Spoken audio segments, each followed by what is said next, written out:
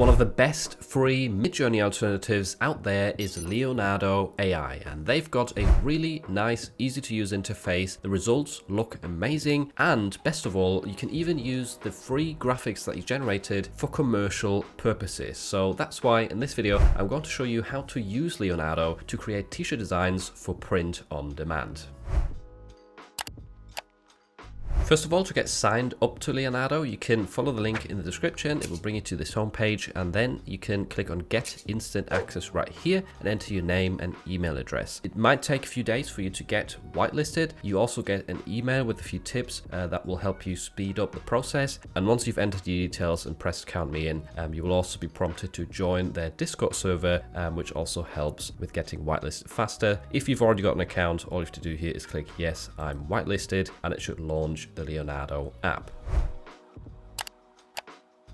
And now I'm just going to give you a quick overview, because when you first join Leonardo and open this tool, it is a bit overwhelming, but I think compared to Midjourney, this is actually a lot easier to use once you get used to it, and the interface looks a lot nicer in my opinion. So on the homepage, what you can see right here is a few different models that you can use, which are essentially preset styles that the models are built with, but that's not too important. We're mainly going to be using the same exact model for print on demand t-shirt graphics. And then you get this feed right here, which is essentially the community feed. You can see it over here as well, but it's also displayed on the homepage. You see what's trending right now, so what is currently getting a lot of likes. This changes on a daily basis. You always see some new graphics. As you hover over them, you've got these heart symbols, which I recommend you look through this and you actually heart a few of the graphics and images that you like the style of and think could work well for your application, whether it is t-shirt design, posters, or something else. That's what I've done, and it's going to save me time in the future when I'm looking for a specific style. And you can also change this up here to new, for example, to see the newest creations with Leonardo, to get sort of more variety and not necessarily what's the most popular stuff. And you can also click on top, which has some of the most liked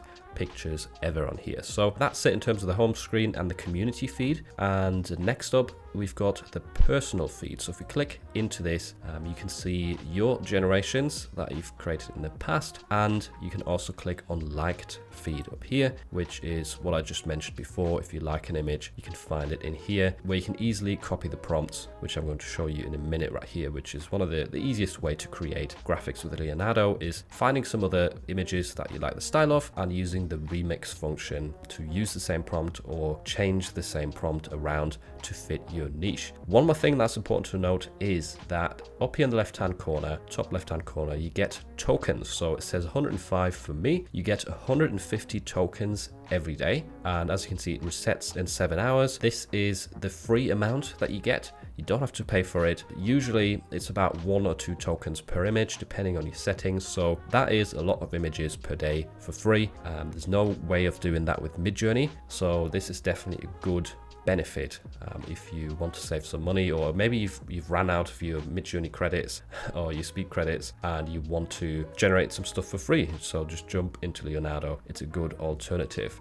If you do run out of tokens or credits and you want to get more, you can also upgrade right here, but you don't have to. That's the good thing. With Midjourney, you kind of have to have a paid plan, because the free version, first of all, is very, very limited in terms of how much you can generate, and it doesn't have a commercial license, which Leonardo has even on the free plans. You can also find that information, in case you don't trust me, in the FAQ section right here. So click on that in the menu, then click on FAQ right here. And it says, can I use the images generated on this platform for commercial purposes? Yes, you can. This applies to images created by free users too. That's the important part right here, which I'm guessing a lot of people might be wondering. So nothing to worry about. You can sell your designs as print-on-demand products, even if you're not paying for a Leonardo subscription. Now let's go ahead and have a look at the actual image generator, which is where all the magic happens. And that you can find over here under User Tools, AI Image Generation. Click on that, and then this page right here will open up. At the top is where you enter your prompt. So here there's an example bit that says a sticker cartoon, fluffy ragdoll cat. Typically, I've found that Leonardo takes some longer, more descriptive prompts than Midjourney currently. And Midjourney, you can type in something very simple and get amazing results. Leonardo, I've so far not not found that to be the case. I haven't been using it for ages, by the way. I do prefer Midjourney overall in terms of the quality, but I did still want to make a video about this because it is a great free alternative. So here you can select different models. I've been using Leonardo Diffusion for t-shirt design graphics, and then we've now got a new feature on Leonardo. I think this has only been added recently, called Alchemy, and this is in beta. It gives you more detailed graphics, and it might work for, say, posters, for example, but for t-shirt design it's not ideal, and it also costs you more tokens right here. So I typically turn this feature off. You can also select how many images you generate with one prompt. So I typically leave this at 3, and then you can select the image dimensions as well as the aspect ratio. So for t-shirts, sticking to 1:1 square or 3:2, something like that is typically best. And I like to also either select 1000 by 700 pixels or 1000 by 1000 right here. Those tend to work best for my purposes in terms of t-shirt design, but you can mess around with these settings and see what works best for you. And depending on what you choose right here, you will get a different amount of tokens displayed on the right hand side that it will cost you to generate this new prompt. So if I type in something very simple right here, like a sticker of a cute dog, and then hit generate, it's going to load those images right here, and once they're done, it will erase 4 tokens from my stack right here. So there we go. That middle result looks okay. The other ones didn't turn out too great, but this is actually not the most effective way to create graphics. As I mentioned earlier, using Remix is a really cool function that I have in Leonardo, which you can do with your favorited images, for example. So let's click on this arrow right here to go back to the home screen and click back on personal feed. Here is where we see the liked images. And let's say we want to create a graphic in this sort of style right here of this cat. Click on it. You get a bunch of information in terms of what the prompt was like and the settings, what model was used. And then you can click Remix over here to instantly copy that prompt into your AI image generator with the same settings in terms of the model. So we've got Leonardo Diffusion selected right here, but watch out, Alchemy is still selected by default, which is a bit annoying. So turn that off. We don't want to use Alchemy here. And now you could just generate an image with these exact settings. I don't like the pixel dimensions as much, so I'm going to go back to square, 1000 by 1000. So hit generate, and you will get a variation of that image that we just saw with the cat in the same sort of style. Or what I would recommend is going into the prompt and editing it. So here we've got the part that defines the animal, and you could put something else in here like raccoon. And that way we can customize the prompt and get different results with the same sort of style applied. Once your images have generated, you get quite a few options if you hover over it right here that Leonardo has for you. So there's different types of upscalers. We've got a smooth one, upscale, image, alternate. So you've got tons of options. You can even remove the background, although I don't think it's that accurate. We've got another crisp upscaler, unzoom, and download image. Now, I would typically just download the images here and vectorize them afterwards, which I'm going to show you in a minute. I wouldn't really use these upscalers because I believe they do cost extra tokens, and we can save those tokens and increase the quality elsewhere with a vectorizer or a different free upscaler. But scrolling through this, if you want some more prompts, I think this one looked quite good. You can click on the plus symbol over here to reveal the entire prompt in your personal feed, essentially, or in your image generator. And as you can see, this is one that I used that got quite good results for sort of vehicles. So we've got a motorboat here, and we've got a jet ski. And I'm going to leave this prompt and also the first one in the description down below, so you can copy and paste them if you want. The helicopter didn't turn out too great, so as you can see, it's not always going to work well. Sometimes I feel like Midjourney would give you better results, but nevertheless, some of these look amazing, like this motorbike. Really, really cool color scheme as well, and nice sort of sunset shapes in the background right here for this car as well. If we click on load more previous generations, you get sent back to the personal feed, which is currently set to liked. But if I click on your generations, scroll down to show you a few more graphics. Here we've got some other styles that turned out quite well, some mountain graphics right here in sort of a polygon style. Here's that prompt if you're interested. These graphics look quite cool, but are probably going to be hard to remove the background from. I did really like this lion, but again, a bit more challenging to use on a t-shirt. And this style, although it looks nice, I think is a bit too detailed, and once again removing the white background on these would be very, very difficult. Next up, we need to vectorize our graphics. Now, if you have some very photographic images that you've generated with Leonardo, then upscaling is better than vectorizing in that case. But since this is a t-shirt design tutorial, I would recommend using Vectorizer.ai, which is currently in beta and free whilst in beta. All you have to do here is just drag and drop your file into this website, and it will quickly process this image and turn it into a vector. That essentially makes it really, really high quality, extremely smooth, and we can increase the size to whatever we want without losing quality. So if you zoom in right here, you can see the difference. On the right hand side, we've got a very smooth edge. On the left hand side, we've got a pixelated image.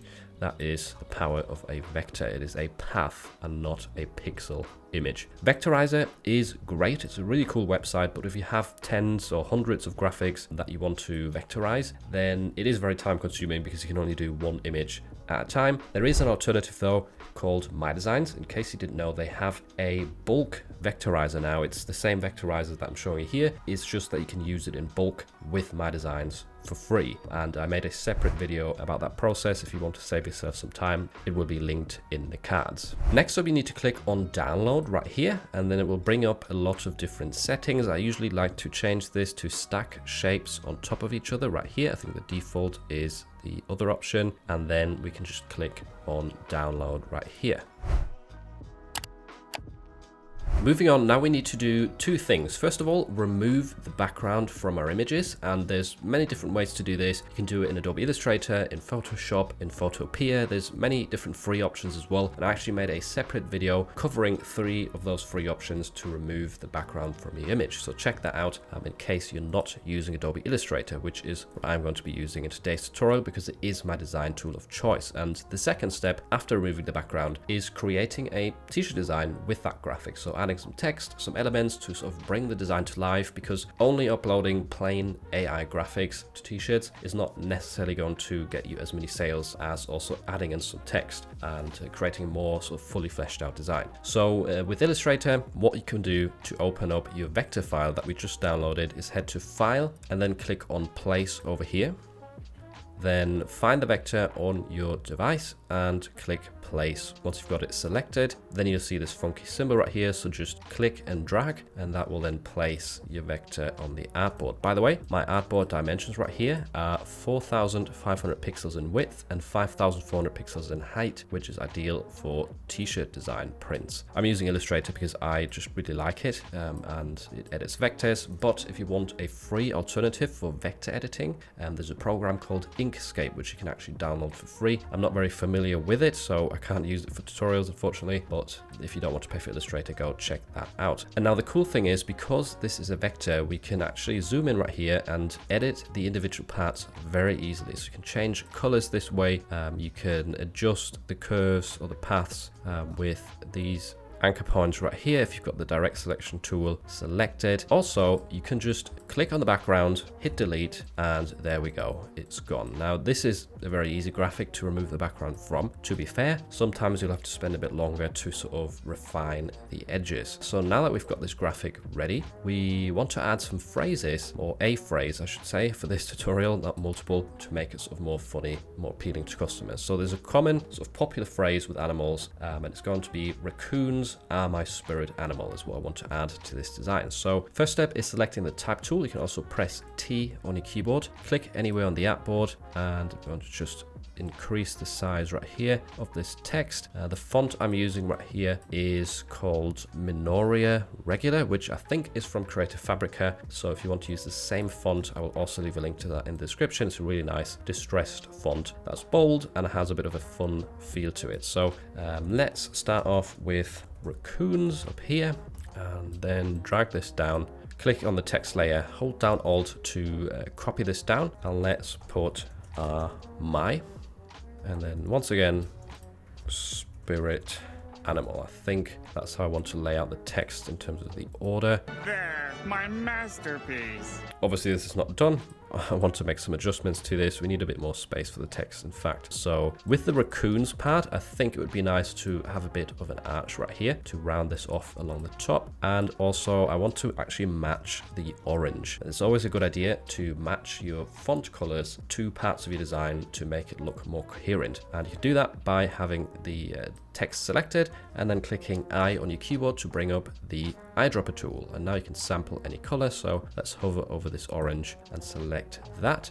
Next up, I'm going to go to Object, Envelope Distort, Make with Warp, and it will open up right here with the warp options. I'm going to use arc for this example, and I think we're going to settle at around 40% for the bend. Hit OK, and now we've got this text so nicely customized right here along the top. I also like to see how the ears right here are behind the text. I like to have them in front of the text and slightly hide the text to give it some depth. So if you want to bring your graphic to the front, just select it, hold down Control, Shift, and then the closing square bracket on your keyboard to bring that to the front. And I think that looks quite nice. Let's actually center this up here horizontally, line to center, as well as with the text we'll do the same. And there we go, that's the first part of our layout done. Down here I think that's okay for now. In fact, this is currently set to black, and as you can see, the raccoon color is sort of a very dark blue. So once again, what we're going to do is match or sample the color of the raccoon instead of using black. And for this down here, spirit animal, if we pull this out to the edge, I think this word is too small. I want that to be bigger and more in focus because spirit animal and raccoons, that's sort of the most important part of our design. So let's first of all sample the color once again and actually change the font to something more condensed that we can make bigger. So let's try Darkest Saturday right here, another Creative Fabrica font. And as you can see, we can now make this quite a bit bigger. It's going to take up more space and stand out a bit more as well because it's a different kind of font. So I think that looks quite good. Now just to fill out some of this space around here because it does look a bit empty and a bit plain. And first of all, if you've got a gap right here next to text, what I like to do quite often is just add some stars. You've got the star tool over here. Just select that, zoom in, draw out a star while holding down Alt and Shift, kind of like this. And then you can duplicate that over. Once again, click on drag while holding down Alt and Shift to duplicate. Now you've got two stars that we can once again copy over to the other side. And now let's group all of these stars with Control G. Once you've got them all selected, sample the orange from a raccoon because I think that looks a lot nicer for the stars. And now we can center these right here as well as our text at the bottom. Align to artboard and center both of these. So there we go. That's sorted kind of the spacing or the empty space next to our my. And now we've got a bit of sort of empty areas right here. You don't have to necessarily fill that out, but I think we could do some nice effect right here by adding some lines that sort of come out of the raccoon's head, which sounds stupid, but yeah, it can create a nice effect. So we're going to use the pen tool in this case, which you can access by clicking P on your keyboard as well. We'll start by drawing out a straight line to the sort of bottom left right here, kind of like this. And my settings for this line right here, by the way, I've only got a stroke color selected, no fill, and the stroke settings are set to dashed line. The dash is 135 pixels and the gap is 90 pixels. And I've also enabled round caps, which I think makes for a nice effect. The weight of the stroke is 40 pixels, by the way. You can mess around with these settings and adjust them how you like, but I think that line looks quite good. And now we can go back to the pen tool and actually just draw out some more lines that sort of curve around this raccoon. So I always click, drag this out, click again, and then you can hold down Control and click on the artboard to deselect so we can sort of draw a new line, go around the edge. In this case, I actually didn't do it too well because the raccoon comes out a bit further here. I would have moved it out to the left, I think, a bit. So we want to follow the line of the raccoon with our pen tool. Let's do the next one. This one can start sort of aiming up a little bit, like so. And the next one even further. So that looks quite cool. You can always use the direct selection tool to adjust some of these anchor points as well. And now we can very easily select all of these lines, hold down Alt to copy them over, Shift to keep them in line. And then once they're over here, we'll use the reflection tool, which you can access by hitting O on your keyboard. And then we'll just click and drag, then hold down Shift. And there we go. We can sort of reflect this all the way around which looks really cool now. If we move this in a tiny bit, so there we go. I think that looks quite a lot nicer now. I would usually go about sort of alternating the colors here a bit, because there's a lot of orange and not as much black. So select a few of these lines. We need to go to object, expand these shapes, and then we can sample the same color. So there we go. That looks quite nice now, and has made for a more sort of fleshed out t-shirt design that is going to make people laugh with a sentence and more likely to be purchased than just a random raccoon graphic, which there's many of. So yeah, I hope this has given you some ideas, some inspiration for your own designs, and let me know if you've got any questions in the comments down below. If you're looking for some more AI tools to help boost your print on demand sales, make sure to check out this video next.